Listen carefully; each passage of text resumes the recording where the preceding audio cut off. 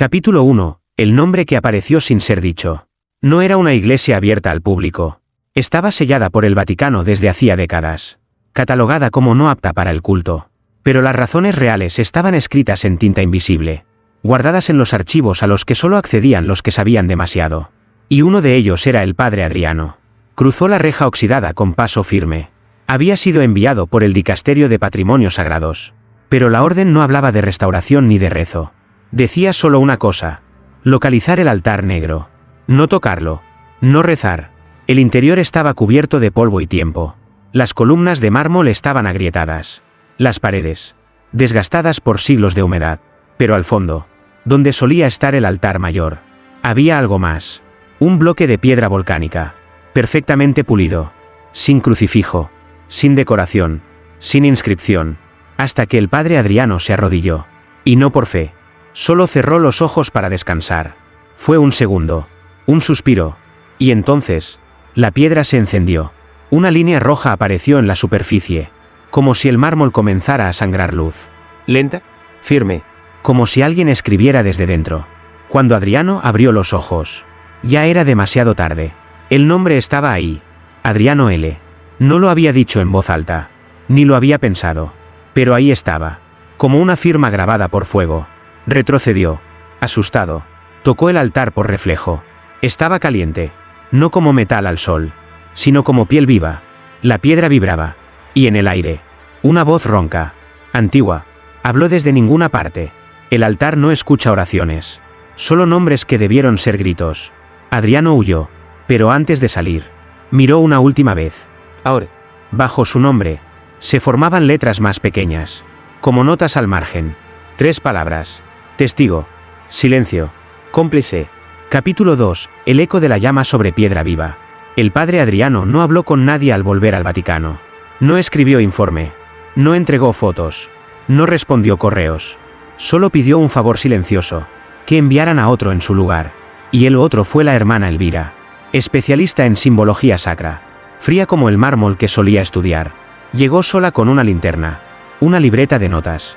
Y una cruz de plata al cuello que nunca se quitaba. Al entrar en la iglesia sellada, lo sintió de inmediato.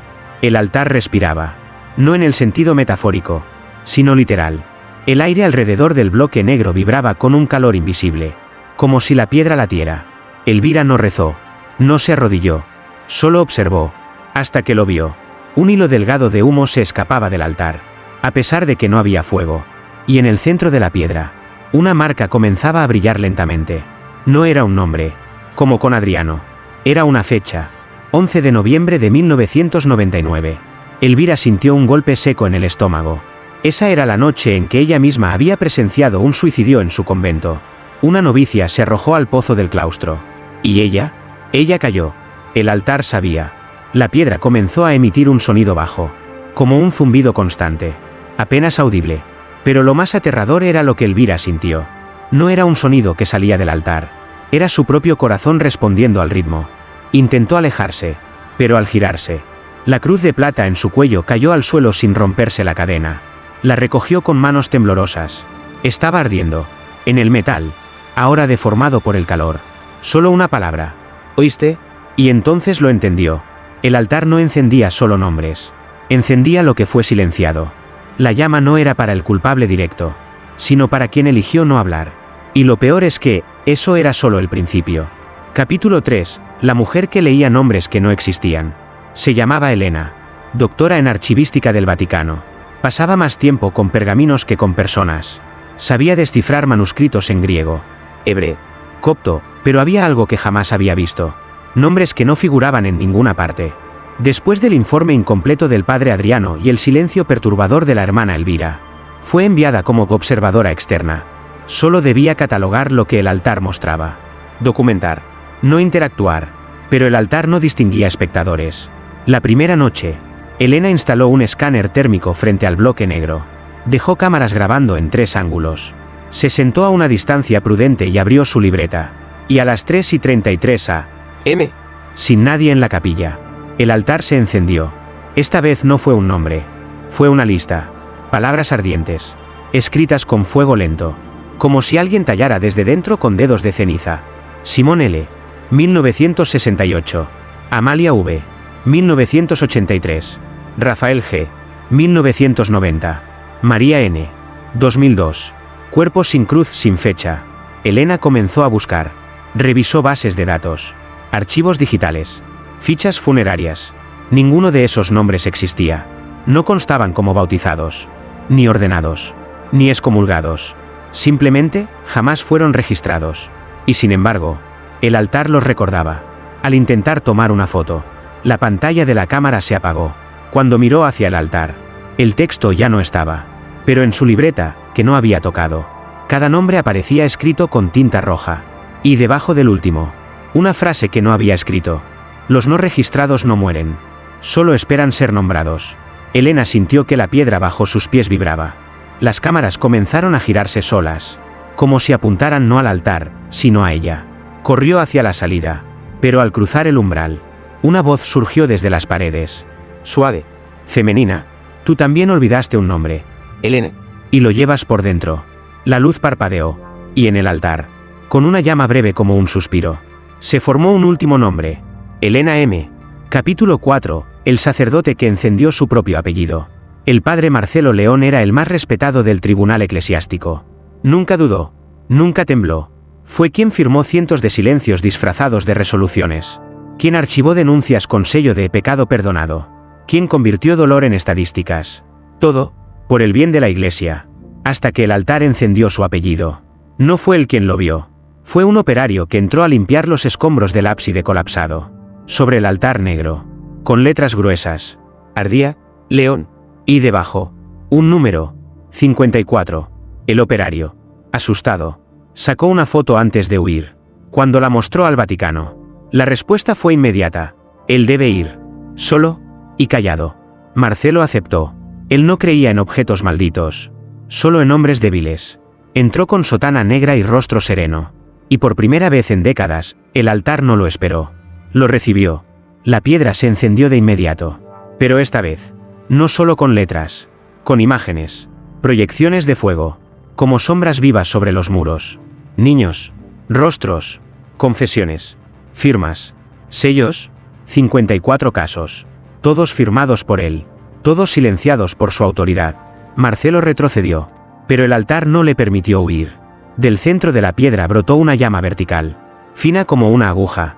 Se alargó, se retorció, y luego, escribió en el aire. Una frase, una condena. Quien calla, consagra la repetición. Marcelo cayó de rodillas. Yo obedecí, susurró. Me lo ordenaron. No era decisión mía.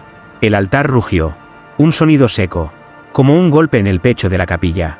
Y en la frente del sacerdote, apareció una cruz ardiente, no dibujada, marcada, como hierro al rojo vivo sobre la piel. Aulló. Pero nadie lo escuchó. Cuando los vigilantes entraron horas después, lo encontraron en el suelo, con la boca cerrada, y la cruz, convertida en ceniza.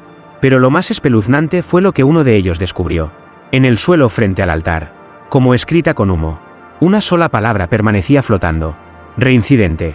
Capítulo 5. La misa de los no inscritos. La lista crecía. El altar negro. Cada noche, encendía nombres nuevos. Nombres que no existían en registros. Nombres que jamás fueron bautizados, ordenados, ni enterrados bajo rito alguno. Nombres sin cruz.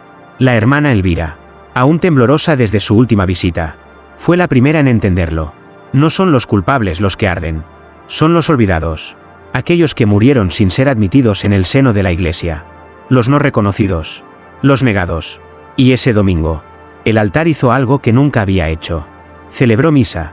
Solo, las campanas, que no existían, sonaron en el eco. Las puertas se abrieron por sí solas. Las velas encendidas sin cerillas, alineadas en los muros. Y del altar, surgió una voz. Grave, clara, impersonal. Introi boade altare Dei. Empezó. Era la antigua fórmula del rito tridentino. Una misa en latín puro, ya olvidada por casi todos. Pero el altar la recitaba como si hablara desde el siglo XVI. Nadie ofició. Nadie repartió hostias. Nadie alzó la copa. Sin embargo, todas las bancas se llenaron. Las cámaras térmicas colocadas por Elena registraron figuras sentadas. 43 siluetas. 43 almas. Ninguna reconocible. Ninguna viva. Y frente a ellas, Al pie del altar, una mesa invisible comenzó a sangrar luz. La hermana Elvira cayó de rodillas, horrorizada. No es una misa por los muertos, es una misa de los muertos. En ese instante, los nombres comenzaron a encenderse en el altar, uno a uno. Niños, niñas, adolescentes, todos con una marca al lado, no inscrito. Y entonces, la piedra pronunció las palabras más inquietantes de todas. Esta misa no busca redención, solo reconocimiento. La última figura en aparecer fue más pequeña. Una niña. Vestía blanco. Y sobre el altar, con letras ardientes, su nombre brilló como sentencia. Magdalena. Elvira se desmayó al instante. Porque Magdalena fue la niña que, hace 20 años, desapareció de su convento. Y que ella, nunca mencionó. Capítulo 6. La llama que marcó una fecha futura. Los nombres seguían apareciendo, uno tras otro, como si el altar llevara siglos esperando el permiso de hablar. Pero lo que ocurrió esa noche no estaba en ninguna profecía. La investigadora Elena regresó sola a la capilla, decidida a enfrentar lo que el altar quisiera mostrarle. Llevaba colgado al cuello un grabador digital de alta sensibilidad y en las manos un rosario que no era suyo. Era de su madre, una mujer que había muerto sin recibir la extrema unción, negada por la Iglesia por vivir en pecado. Ya no estoy aquí para juzgarte, le dijo en voz alta al altar. Pero tú, altar, ¿a quién juzgas ahora? El altar no respondió de inmediato. Durante varios minutos, todo permaneció en una calma espesa, como si el fuego estuviera conteniendo la respiración. Y de repente, la piedra brilló, no con un nombre, ni con una lista, ni con una confesión, con una fecha, 17 de diciembre de 2025. Nada más. Elena parpadeó. Ese día aún no llegaba. Intentó entender. Buscó entre registros, fechas de beatificación, aniversarios eclesiásticos. Nada coincidía, hasta que lo notó. Esa era la fecha de su cumpleaños. Y también la fecha en la que había planeado abandonar el Vaticano para siempre. Renunciar. Desaparecer. ¿Qué significa esto?, murmuró, asustada. Y fue entonces cuando el altar habló. Pero no en voz alta. En su propia mente. Un susurro. Directo. Íntimo. Como un pensamiento que no nació en ella. Ese día morirás. O despertarás. Tú decides si serás recordada. O silenciada. Elena cayó de rodillas. No de fe, sino de pánico.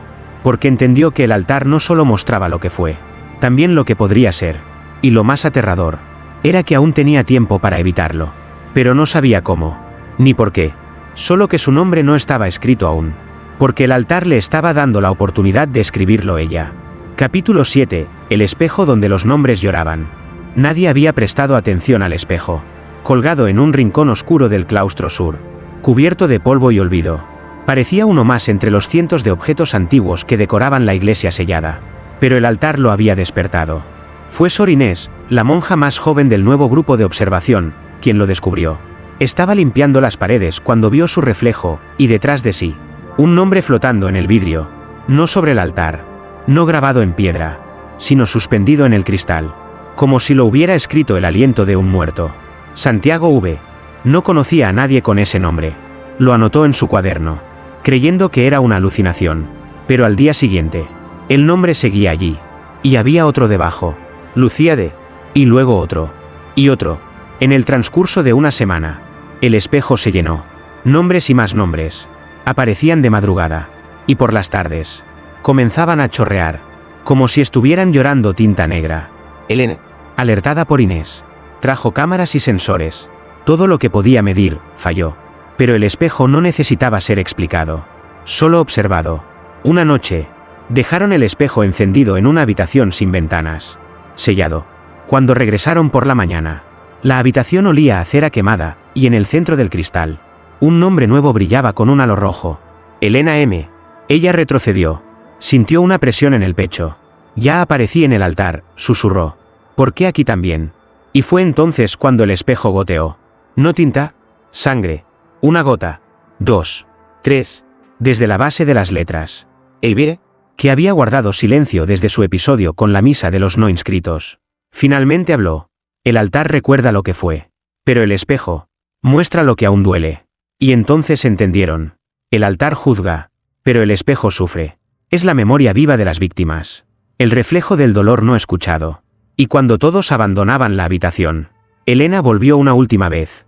Y vio su reflejo. Pero no era ella. Era una niña, vestida de blanco, con los ojos cerrados, y una vela negra en la mano. Capítulo 8. La voz que se negó a rezar. El padre Luca era un hombre sin sombras. Al menos, eso decía de sí mismo. Su voz era firme, su mirada limpia, su paso medido. Había sido enviado como observador espiritual por orden directa de un obispo que confiaba ciegamente en su capacidad de discernimiento. No hay demonio que resista a la verdad, había dicho antes de partir. Pero en el umbral de la iglesia sellada, la verdad se escondió. Desde su llegada, algo no cuadraba. Las velas se apagaban al paso de Luca. Las paredes dejaban de susurrar. El altar no ardía. Elena. Elvira y Sor Inés lo notaron. Es como si el fuego no lo viera, dijo una. O como si lo evitara, añadió otra. La noche en que Luca decidió enfrentarse al altar. Entró solo. Se arrodilló. Rezaba fuerte. Claro. Cada palabra pronunciada con teatral perfección. Dios mío. Tú que todo lo ves, si hay algo que mostrarme. Hazlo ahora. Silencio. Ninguna luz. Ningún nombre. Ninguna llama. ¿Nada? Murmuró, sonriendo con autosatisfacción. Y fue entonces cuando el altar se quebró. Una grieta se abrió en la piedra. No con fuego, sino con frío. Un aire gélido emergió desde las entrañas del bloque, como si algo rechazara su presencia. Y una voz, no del altar, sino desde los muros, susurró: él ya no puede ser juzgado. Luca retrocedió. ¿Qué significa eso? Estoy aquí. Hablad, mostrad. Pero no hubo respuesta. Ni nombre, ni espejo, ni eco, nada. Solo una frase apareció en el suelo bajo sus pies, escrita con cera endurecida. Lo que fue sellado con sangre ajena, no merece altar. Al salir, se encontró con las otras. Su rostro estaba pálido, pero aún con una sonrisa falsa. Preguntó Elena. ¿Te mostró algo? Luca negó con la cabeza. El altar no tiene nada que decirme. Pero al girarse, ninguna de ellas lo dijo en voz alta. Pero su reflejo no lo siguió. En el cristal del corredor, Luca no tenía sombra. Y en el espejo donde los nombres lloraban, no aparecía su nombre. Solo una palabra. Desconocido. Capítulo 9. El fuego que solo encendía niños. La hermana Elvira fue la primera en notarlo. El altar, tras días de inactividad, comenzó a arder de nuevo. Pero esta vez, con una voz distinta, aguda, temblorosa, como si saliera de una garganta que jamás aprendió a hablar con fuerza. Una voz de niño. Yo también estuve aquí, pero nadie me nombró. Elena revisó los sensores. Nada se había alterado en el patrón térmico del altar. No había nombres. No había fechas. Solo fuego. Una llama fina y alta, que comenzó a dibujar contornos en el aire. Una silueta. Un cuerpo pequeño. Una cruz invertida en el pecho. Y entonces lo dijeron al unísono. Es un niño. No, son varios. Corrigió Sor Inés, paralizada por el miedo. Porque tras la primera silueta, surgieron más, una detrás de otra. Pequeños espectros de luz que no hablaban, pero miraban. Y en sus ojos, si es que eran ojos, ardía un brillo de abandono. El altar comenzó a escribir nombres de nuevo. Pero esta vez, no eran nombres completos. Eran iniciales. Sílabas. Nombres rotos. Tommy. Lucy. Ana M. Pedro, sin fecha. ¿Por qué repite la letra C? Preguntó Elena en voz baja. No la repite, dijo Elvira. Está intentando decir catequesis. Y entonces lo comprendieron. Los nombres pertenecían a niños que alguna vez asistieron a clases de catecismo. Y nunca regresaron. No estaban inscritos. No fueron denunciados. Solo desaparecieron. Silenciados por curas que cambiaban de diócesis. Por familias que no querían deshonra. Por superioras que sabían y callaron. La llama ardió más alto. Las siluetas comenzaron a acercarse al altar. Una a una. Y con cada paso que daban, una vela nueva se encendía alrededor de la capilla. Ninguna fue puesta por manos humanas. Eran velas de niño. Cortas. Inestables. Con llamas que lloraban más que iluminaban. El altar no escribió ninguna sentencia esa noche. Solo una frase en voz baja, que no venía de piedra ni de espíritu, sino del suelo.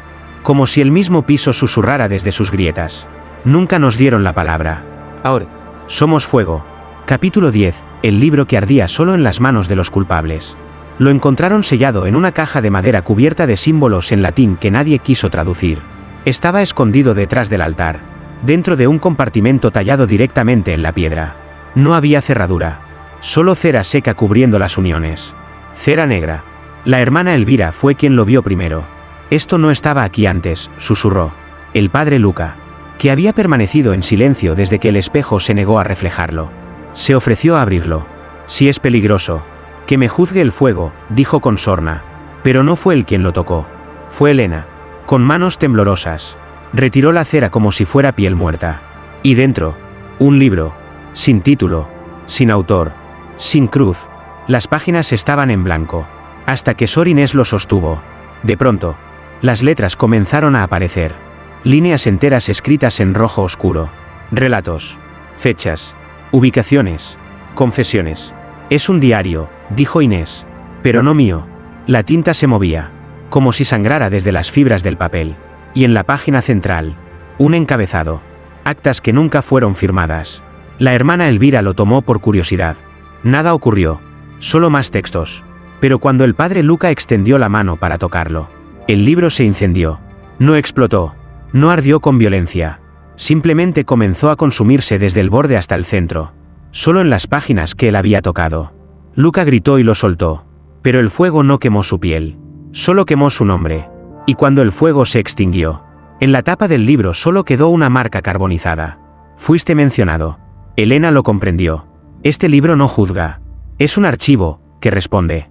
Cada vez que una persona con pecado lo toca, revela exactamente aquello que intentaron ocultar. Y lo más aterrador fue lo último. Cuando todos se alejaron, Sor Inés, aún con el libro en brazos, susurró. Aquí hay algo más. Una página cerrada con sangre seca. La forzaron a abrirla. Y dentro, solo una frase.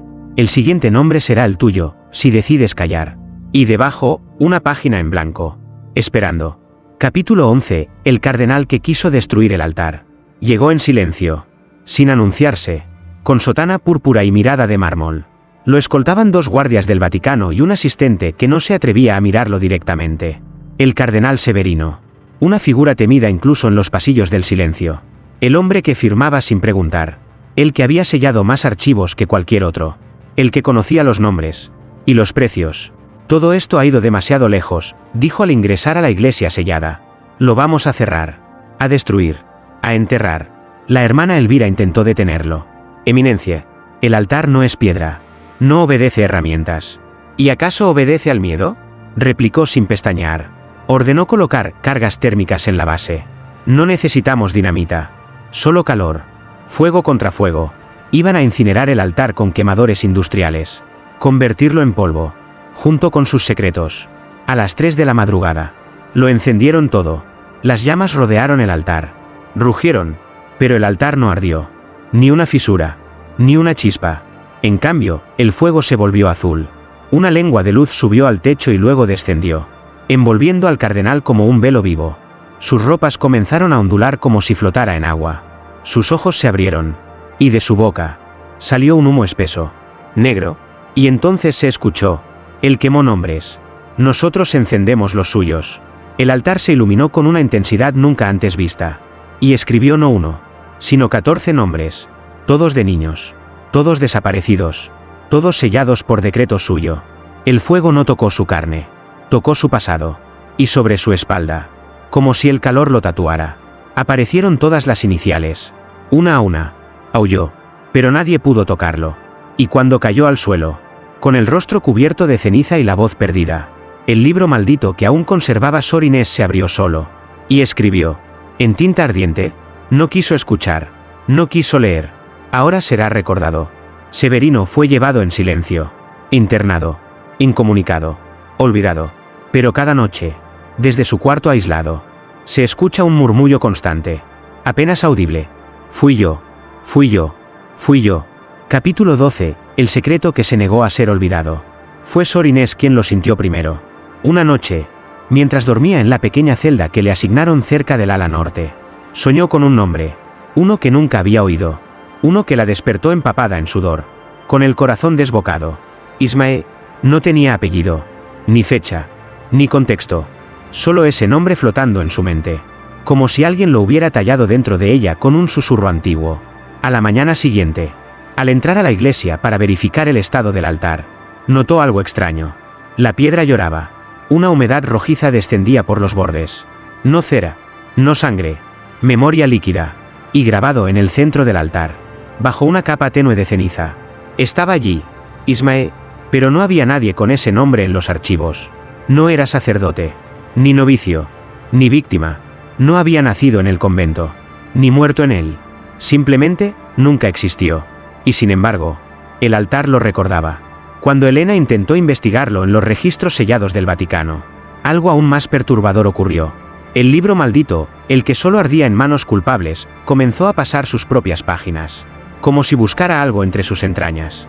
Y en la última hoja aún en blanco, una frase apareció escrita en letras temblorosas. Ismael no pertenece a ningún archivo, porque nunca se le permitió vivir lo suficiente como para ser registrado. Silencio. Frío. Y entonces, una voz. No desde el altar, ni desde el espejo, sino desde el techo de la iglesia. Él era un error, un pecado oculto, un niño no deseado. Por eso lo enterraron sin nombre. Y por eso, su nombre arde más que todos. Sor Inés cayó de rodillas. No por fe, sino porque recordó. Ella tenía 15 años cuando, siendo aún postulante, escuchó un parto secreto en el sótano. Un niño. Un llanto. Luego, nada más. Nadie habló de ello. Hasta ahora. El altar comenzó a agrietarse lentamente por el centro. No por debilidad, sino como si abriera la tierra para sacar lo que había sido sepultado en silencio. Y desde su interior, emergió humo blanco. No fuego. No juicio. Duelo. Porque hay secretos que no arden para castigar. Arden para no ser olvidados. Capítulo 13. El altar que lloró sangre en la lluvia. La lluvia empezó sin aviso.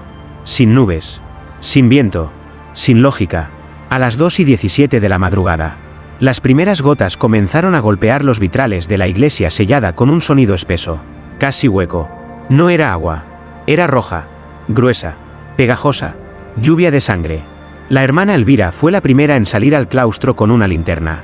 Alzó la mano y sintió el líquido tibio deslizarse entre sus dedos. Lo olió. Cerró los ojos. Y supo la verdad. No era símbolo. Era real. La sangre caía lenta. Insistente. Empapando la piedra antigua. Filtrándose entre las grietas. Resbalando hasta los cimientos. Y entonces, el altar respondió. Un quejido sordo surgió desde sus entrañas. Como si respirara por primera vez en siglos. De pronto, las paredes comenzaron a sudar. No con humedad, sino con gotas rojas que descendían formando palabras borrosas. Oraciones incompletas. Nombres tachados. Fechas sin calendario. Elena, temblando, se acercó al altar con una vela encendida. El fuego titiló, y luego se apagó solo. En la piedra, no había nombres esta vez. Solo un símbolo, una lágrima tallada con sangre fresca. Y debajo, una frase que no parecía escrita por una mano humana. La tierra ha llorado lo que ustedes callaron. Afuera, la lluvia se volvió tormenta. El tejado crujía. Los árboles alrededor del convento se inclinaban como si quisieran cubrirlo o tragárselo. En ese instante, Sor Inés gritó. Estaba frente al libro maldito. Las páginas se abrían solas y escribían. Sin parar. No nombres. No pecados. Testimonios. Relatos. Confesiones. Palabras que jamás fueron dichas en voz alta. Era como si todas las víctimas finalmente hablaran. No desde el más allá, sino desde la sangre caída del cielo. Y al final, en la última página escrita esa noche, solo una línea. Esto no es castigo, es restitución.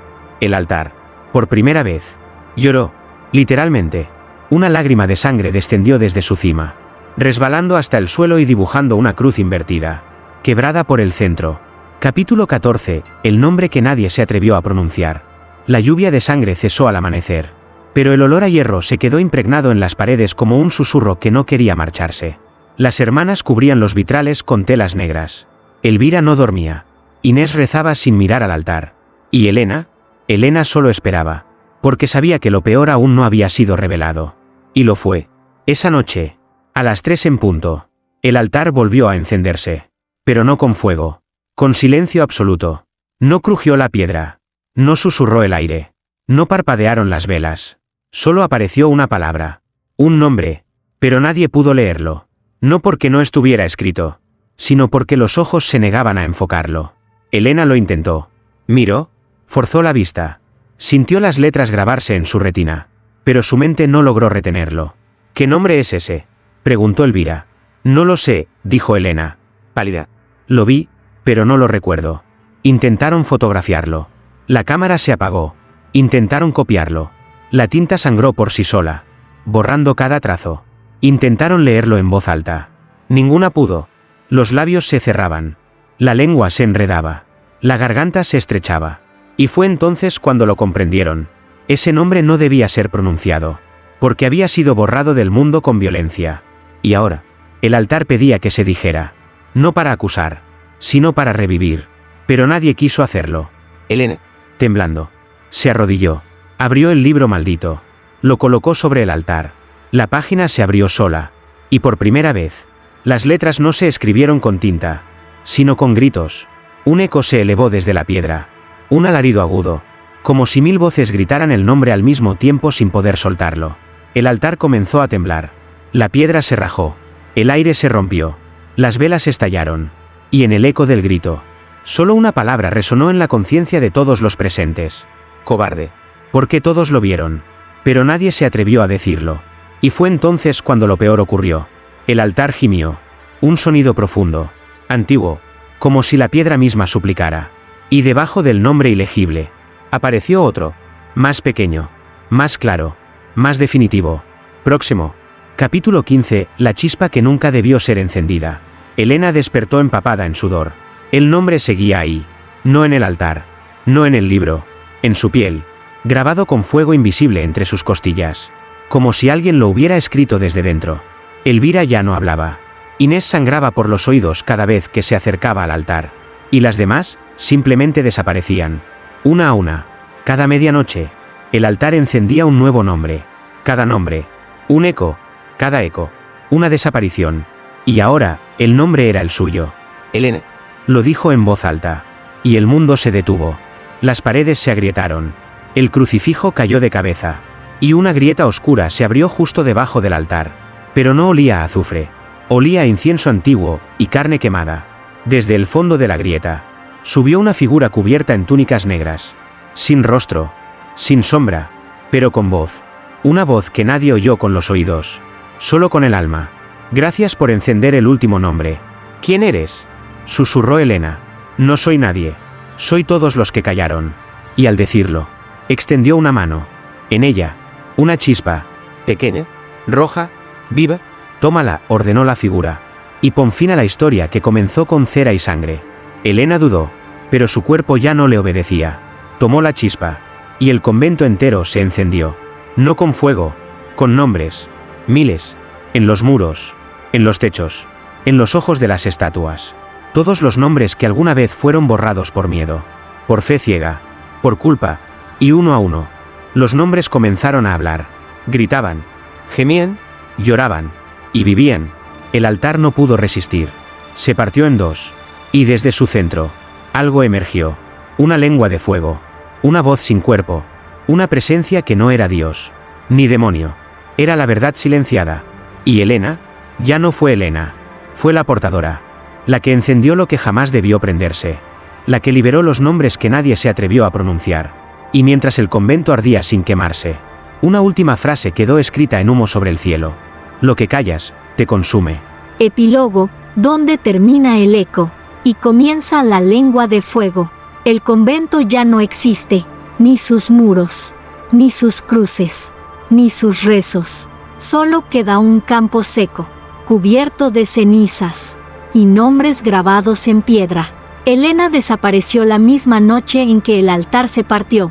Nadie volvió a verla, pero los que pasaron por ahí después juran haber oído murmullos entre las piedras. No rezos, no oraciones, lenguas desconocidas, vivas, como si las paredes hablaran en secreto. Un investigador del Vaticano llegó meses después. Encontró una losa enterrada, negra como carbón. Encima, solo una frase. Los nombres fueron solo el principio. Lo que viene, ya no se puede traducir. Desde entonces, en monasterios olvidados, iglesias selladas, capillas antiguas, los muros han comenzado a cambiar de textura, a latir, a susurrar en lenguas que no pertenecen a este mundo, y algunos afirman que si te acercas demasiado, si escuchas con el alma abierta, los muros pueden hablarte, y lo que te digan,